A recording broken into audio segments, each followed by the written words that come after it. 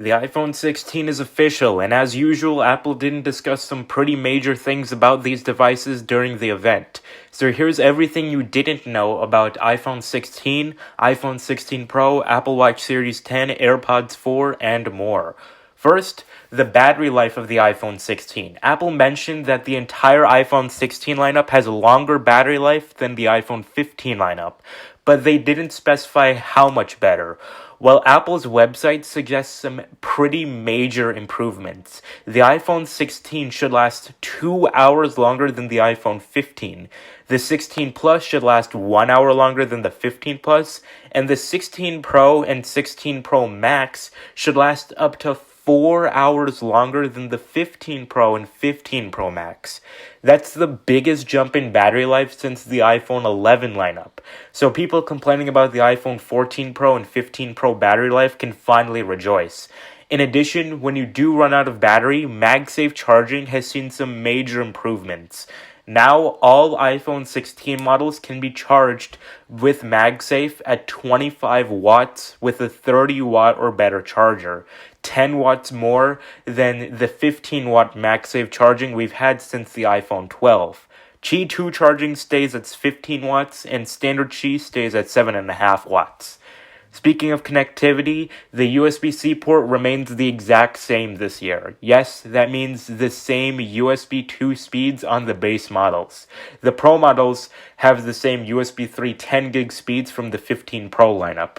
But also talking about connectivity, the entire iPhone 16 lineup now supports Wi-Fi 7 for up to 4 times faster Wi-Fi speeds than Wi-Fi 6E with a supported router. Bluetooth remains the same at Bluetooth 5.3. No Bluetooth 5.4 or Bluetooth 6 yet. Next, performance. The iPhone 16 and 16 Plus feature the all-new A18 chip, while the iPhone 16 Pro and 16 Pro Max have the all-new A18 Pro chip. And just as rumored, the entire lineup now has 8 gigabytes of RAM to support Apple Intelligence. This is up from 6 gigabytes of RAM on the iPhone 15 and 15 Plus. Next, cellular. All iPhone 16 models outside of the US still feature a physical SIM card slot, while the US models still remain with eSIM only. This comes 2 years after Apple begun this transition with the iPhone 14 lineup. In addition, every iPhone 16 model outside of the US still does not feature millimeter wave 5G. This comes 4 years after Apple introduced this with the iPhone 12. Next, accessories. The heavily criticized fine-woven cases have officially been discontinued by Apple. Interestingly though, even though fine-woven has been discontinued, Apple hasn't announced a replacement to it. And even though the fine-woven cases are dead, fine-woven still lives on with the MagSafe wallet, AirTag keyring, and Apple Watch bands, all with new colors. So while the dreaded fine-woven cases are dead, fine-woven as a whole still lives on, kind of. Next, a feature coming to all iPhones on iOS 18. You can now pause video recordings.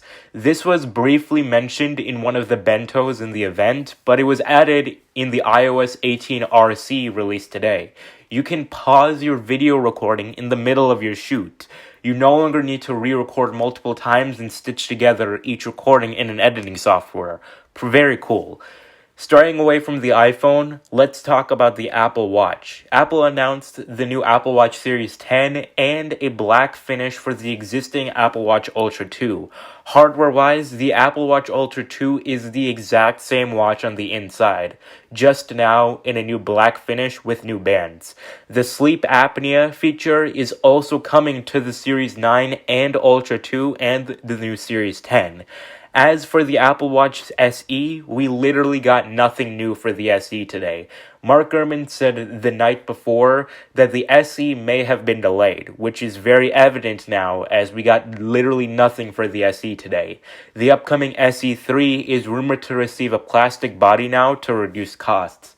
Next, the new AirPods. The new AirPods Max are not very new at all, because aside from USB-C and new colors, the hardware inside these things is the exact same AirPods Max from 2020.